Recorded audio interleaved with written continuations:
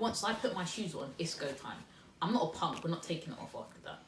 And so that is a decisive moment. So if I can get to that moment, I'm likely to execute this activity, right? The habit is likely to go about. Hey, what's up? I'm Adamo if you're new here, and if you're returning, then you know what's good. Today I want to talk about Atomic Habits by James Clear, and you've probably heard of it because at this point it's world renowned.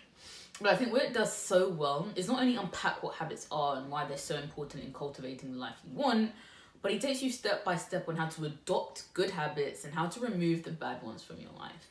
And it's all centered around the habit cycle. So that's what I'm going to get into today, because after reading this book, I realized why so many things I'd implemented in my life had gone right and why sometimes they just went completely wrong. That's what we're going to get into today. Like the video if you enjoy it, subscribe to see more, and let's get into it. Let's quickly go over what a habit is. Now, it's simply the automation of an activity that you likely repeat over time, right? Your conscious mind only has so much processing power, and so it will delegate to the subconscious whenever possible to free up space there. But it will delegate both positive and negative activities, right? It's just if you tend to repeat it, your brain will be like, meh, let's set up a system so that we can just get this done quicker. And the thing is, negative activities or negative habits tend to form relatively easy, whilst good habits take intention and crafting to formulate and become a part of your everyday. So something that really stuck out to me when I was reading this book is why habits are so important in cultivating the life you want to live. And the main reason is they provide evidence of your identity. For example, if you go running every single morning, that provides evidence or consolidates the idea that you are a runner, you are an athlete, okay? And the thing is, once this identity has been solidified, you are more likely to adopt habits that align with that. For example, you are more likely to pick a healthier meal over a unhealthy meal because that feeds into the idea that you are an athlete, you are a runner. And so that is the power of using habits to cultivate an identity, cultivate a system. The thing is though, it also works in the opposite direction. For example, if you buy a pack of cigarettes every single day or you smoke every time it's your lunch break, what that provides evidence to your brain is that you are a smoker. Then it becomes easier to adopt habits in line with that identity, i.e. every time you go out, you go into the smokers section and light up. Or every time you feel stressed, you reach for a cigarette and light up. So the habits work in both ways and the identity creation works in both directions. So that is what a habit is. That's one of the reasons why it's so important in cultivating the life you want to live. And the final step is then how, which is what we're going to go into here. How do you then adopt those new good habits successfully? And James goes clearly into the 4 steps of the habit cycle, which is cue, craving, response, and reward. Okay, the cue is simple. It's something that triggers you into desiring a certain outcome. The second is the craving. You then crave the reward that comes at the end, right? Then is the response. Well, I've got to do something to get to that reward, and then finally you get the reward. Now the thing is, once you understand that these are the stages, you can tackle each one in order to adopt a new positive habit or a new good habit. So number 1 is the cue, right? And a key thing when you're adopting a new habit is you have to make it obvious. If it is not clear what to do or what you should do next, you are less likely to go about doing it. Okay, and this is the first step, so it's crucial in triggering the cycle to occur. So one of the ways the book describes that you can go about making it obvious is the implementation and intention. So this is where you clearly state what it is you are going to do, at what time and where. Okay, and it leverages the idea that often it's not that you don't want to do something or you can't be bothered, you just don't have any clarity, right? It's not obvious what to do. So if I say I'm going to meditate at 10 a.m. in my room, suddenly there's no ambiguity. It's clear what I'm going to do every morning at 10 a.m. in my room. I'm going to meditate, right? And it's a simple way, but it just outlines from the start what you are going to do, what time and where. So the next really interesting thing is habit stacking now. This is effectively where you tie habits to each other in chronological order. So when I finish X habit, I will do Y habit. For example, when I wake up, I will make my bed. When I make my bed, I will open my window. Once I open my window, I will put on my workout clothes. And so the habits follow an order. You don't need to think about what happens next because it always happens in the same order.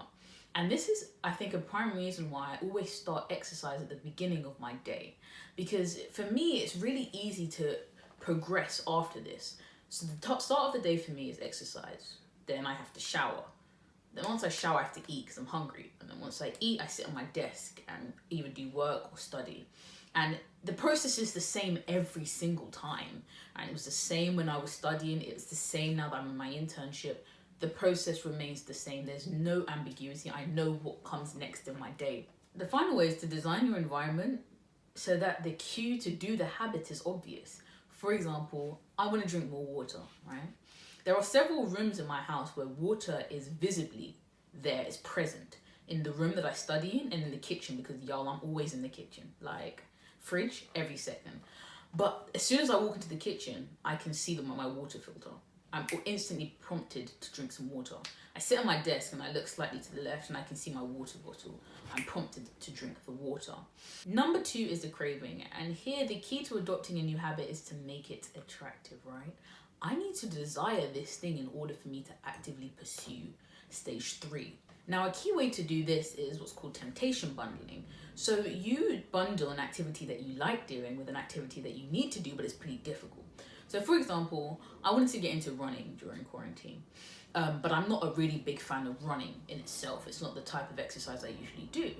So what I did was I paired it with something I do enjoy doing, which is listening to NPR, How I Built This, the podcast.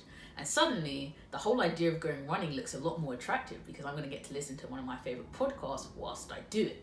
And it's funny because a lot of us already do temptation bundling when we listen to music as we work out, or whilst we study, or whilst we do some sort of task for work, right?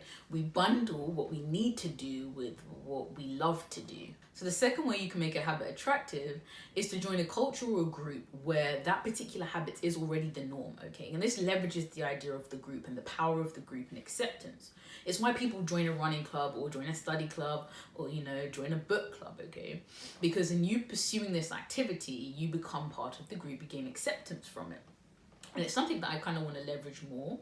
And I did join a Facebook group. It's only recently, so I can't speak to how successful it's been so far for coding, right? If you want to learn a new task, you might join a group where that is the norm. So the final thing I want to discuss here in making it attractive is the motivation ritual. So this is where you put something that you really like doing before the difficult task or before the difficult habit that you're trying to adopt. For example, I really like coffee. Right, so before I study and before I work out, both of them, I will make myself a coffee. And you can do this with whatever hot beverage or pretty much anything that you enjoy doing that you can do before the task. Boom. And then you have a motivation ritual. Well, if I do that task, I get to do that first, okay? So now it's stage 3 of the habit cycle. You've successfully worked out how to make the cue obvious. You found out how to make it attractive. And now you're here with the response. And the key here to adopting a new habit is to make it easy.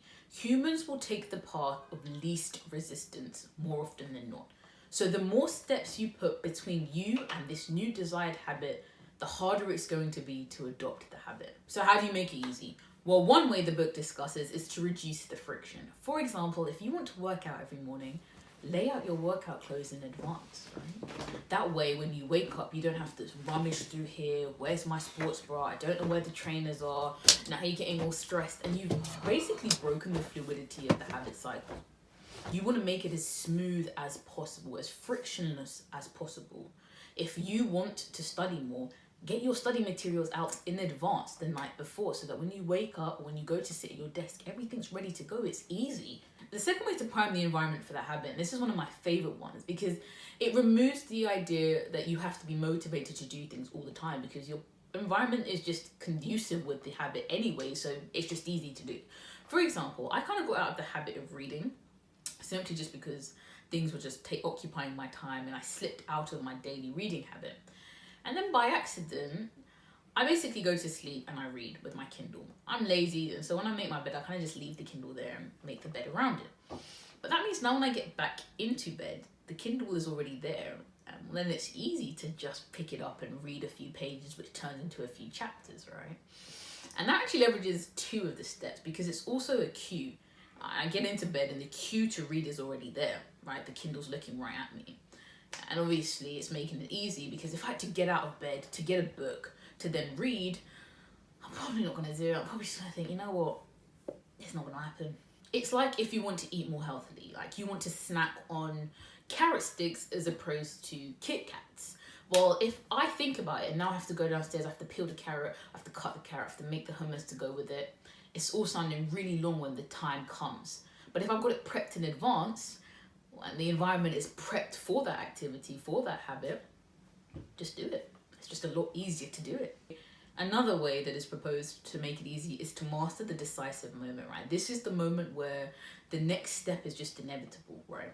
And a key one here is putting on your shoes to work out. I know once I put my shoes on, it's go time. I'm not a punk, we're not taking it off after that. And so that is a decisive moment. So if I can get to that moment, I'm likely to execute this activity, right? The habit is likely to go about. And so following on from this, the book discussed something called the 2-minute rule, and it basically is you mastering showing up, right? Getting to that moment. And so if you can condense your habit of choice or your activity of choice into 2 minutes, right? You're more likely then to progress to, fulfilling the whole activity. For example, if you want to do yoga daily, if you can get to the point where you are laying out the yoga mat, which takes less than 2 minutes to quickly go downstairs or wherever and lay out the yoga mat, you get to that, you're likely then to get on and just complete the whole task, right? And so it's mastering that step there, and condensing it into 2 minutes is an easy way to help master the decisive moments. Now, a final way I'm going to discuss about making it easy is habit automation, right? Now, this is a case because we are in a very tech-driven society. We all have iPhones, right? We all have, I don't know, what else do we have? Computers. We have systems that can really automate the activities that we want to do. So some things we don't even have to use processing power for. For example, if you want to save every time you spend, there are apps that are sometimes built into your banking apps, but that you can get separately, that for every time you spend X amount of money, Y amount of money goes into your savings, right? And suddenly then you've cultivated the habit of saving every time you spend. And that's just been automated for you. And so this is something I, again, want to try more of. As time goes on, because it's not something I do a lot of, but it takes away the necessity of formulating manual habits in my head. So we're at the final stage of the habit cycle now, the reward. And the key about adopting a new habit is you have to make it satisfying, right? And the thing here is bad habits often have an immediate satisfaction at the end of them, right? For example, eating a chocolate bar, right? Short term, I'm going to feel really good when like I said, when all that chemical reactions are happening and it all feels good. Long term, weight gain, potentially health implications of high sugar intake, they come afterwards, but your mind isn't usually thinking that far ahead. And the opposite is usually the case with good habits. Like if I study every day, nothing's probably going to happen at the end of that study session. But over time, I will be better prepared for that exam, okay? It's the same with working out. I go to the gym and, I squat a couple of times. My bum's not going to be bigger immediately, is it? My quads aren't going to be bigger immediately, but over time, I'm going to build muscle, I'm going to get strong, I'm going to build a physique that I like, but it's long term. And so this is why you have to basically implement an immediate satisfaction for your good habits.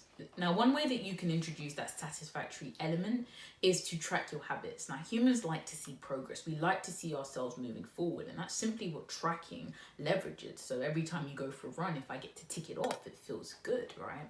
And you don't have to do things manually. You can also use apps. So I recently downloaded this app called Productive, I think, which pretty much does that. It tracks it, and every time you complete the activity associated with that habit, you get to swipe it off. There's a little sound, a ding, and you can see it being ticked off in the calendar. So the other key thing you can do here is to add pretty much any reward to the end of the activity that's associated with the habit. But the key here is to make the reward aligned with the identity you're trying to form. For example, there is no point you going for a run and then eating 6 wings and chips afterwards. You can actually tell I'm from London, because who else would say 6 wings and chips? Or a cake or whatever, right? Because that is conflicting with the identity that you're trying to cultivate, which really is our primary end goal here. So you want to do things that are aligned with that. So perhaps after studying, you allow yourself to watch a documentary that you've been wanting to watch for a while. The things have to be aligned if you're really going to solidify the system. So that's it. Those are the 4 steps of the habit cycles and some of the ways you can tackle each section to yield a better result, i.e. adopt a good habit. Now, the book goes into so much depth about so many things that I couldn't possibly unpack here. And there's a whole other side where it talks about getting rid of bad habits here, like removing bad habits from your life. And I can make another video on that if you're interested. But I hope you found this useful, and that's it for today. So I'll see you in the next one.